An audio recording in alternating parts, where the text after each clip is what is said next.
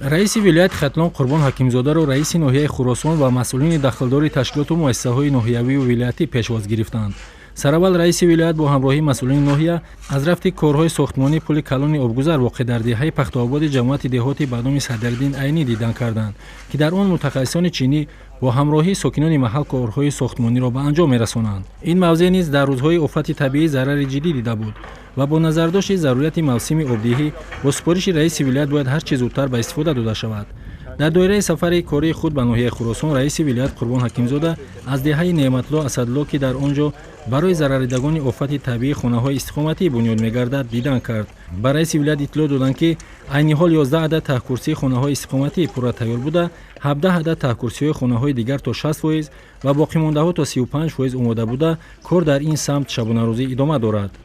мо собиқадорони меҳнат тасмим гирифтем, ки бо мардуми осебдидаи ноҳияи Хӯросон вохӯрӣ ва суҳбатҳо гузарондем.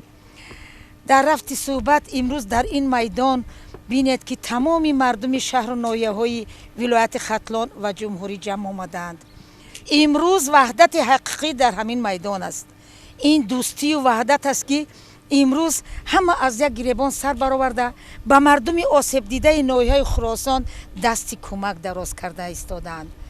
занону модарони меҳрубони бохтарзамин ва вилояти Хатлон ба ин занон, ба ин осебдидагон маводҳои хӯрока, нонҳои чапотӣ, нону кулчаҳо оварданд.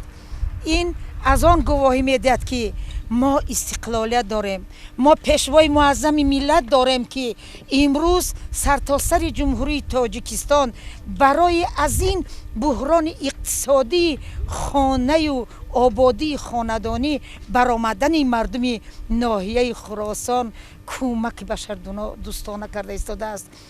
имрӯзҳо қатораҳои зиёде ба вилояти Хатлон бо кӯмакҳо ва дастгириҳои пешвои муаззами миллат маводҳои хӯрока, маводҳои сохтмонӣ, маводҳои дорворӣ ворид гашта истодаанд. раиси вилоят Қурбон Ҳакимзода чун рамзи эҳтиром ба зарардидагон шахсан худаш ба бинокорону сохтмончиён кӯмак расонида, онҳоро дилпур кард, ки ба дастуру супоришҳои сарвари давлат хонаҳои истиқоматии шумо ба пуррагӣ бунёдшуда аз ягон ҷиҳат танқисӣ намекашед. сокинони ҷамоати деҳоти мазкур деҳаи 18-ум ҳизб аз он изҳори миннатдорӣ карданд, ки бо дастгирии ҳукумати ҷумҳурӣ, вилоят ва ноҳия масолаҳи сохтмонӣ омода аст ва бо кӯмаки шахсони хайрхоҳ ва кормандону ихтиёриёни донишгоҳи давлатии бохтар ба номи Носири Хусрав, Кумитаи иҷроияи Ҳизби Халқии Демократии Тоҷикистон дар вилояти Хатлон, шӯъбаҳои маориф, ҷавонону занон, ки ба ҳашари умумӣ баромада буданд, корҳои сохтмонӣ вусъати тоза касб кардааст. мо шахсан ба аҳли оилаи хумо, ба раиси вилоят миннатдории худро ташаккур мекунем. ёрдам кӯмаки хушонро мерасонанд. ҳазор раҳмат. мисал имрӯз омада кӯмаки хушонро ба мо расон, оина нигоҳбин кардест. ҳар рӯз ба миқдори 20 то 30 нафари кормандони донишгоҳ, устодон, кормандон омада дар ин ҷо ҳиссаи худро барои обод гардондани хонаҳои навбунёд гузошта истодаанд. боварӣ дорем, ки дастаҷамъии мардуми вилоят, ҳукумати ҷумҳурӣ ва инчунин кормандони донишгоҳ дар саҳни ободонии ин ноҳияи офатзада хеле назаррас мебошад. мо кӯшиш мекунем, ки то обод шудани ҳамин мавзеъе, ки хонаҳо бунёд шуда истодааст, ҳиссаи худро гузорем. дар саҳни муассисаи таълимии рақами 13 ноҳияи Хӯросон бо иштироки раиси вилоят ҷамъомад доир шуд, ки дар он масъулини ташкилоту муассисаҳои дахлдори вилоятӣ, ноҳиявӣ ва намояндагони дигар сохторҳо ширкат доштанд.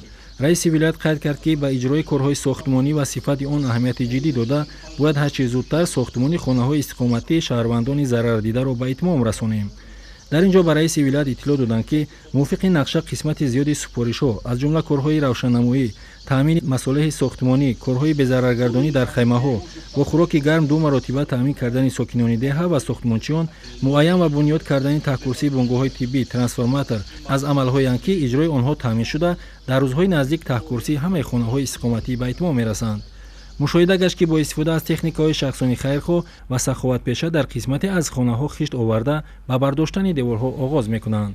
бо дастгирии ҳукумати ҷумҳурии Тоҷикистон, бахусус асосгузори сулҳу ваҳдати миллӣ, пешрои миллат, президенти ҷумҳурии Тоҷикистон Эмомалӣ Раҳмон дар як муддати кӯтоҳ ҳамаи зарардидагон бо заминаи назди ҳавлигӣ, ва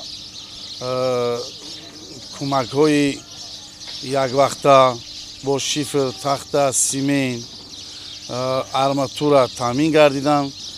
ҳамаи хонаҳо оғоз гардид. мо ҳамаи омӯзгорон дар ин ҷо ба зарардидагон баромада кӯмак карда таҳкурсии хонаҳоро ба анҷом расонида истодем. дар ин ҷо бо дастгирии ҳукумати ҷумҳурӣ ва пешвои миллат муассисаи нави замонавӣ бо фарогирии 480 нафар дар як баст сохтмонаш оғоз гардида истодааст. раиси вилоят ҳамчунин таъкид бар он доштанд ки дар деҳоти ноҳия бояд ба кишти такрорӣ вусъат бахшида заминҳои назди ҳавлегӣ ва хоҷагиҳои деҳқонӣ холӣ намонанд. раисони ҷамъиятҳои деҳот ва роҳбарони ташкилоту муассисаҳо вазифадор шуданд ки баҳри иҷрои дастуру супоришҳои ҳукумати ҷумҳурӣ ва сарвари давлат камари ҳиммат баста дар таъмини амнияти озуқаворӣ саҳмгузорӣ намоянд. мамадшариф абдуллаҳаев, нарзулло олимов, намозалӣ эргашев, ноҳияи хӯросон, ахбор.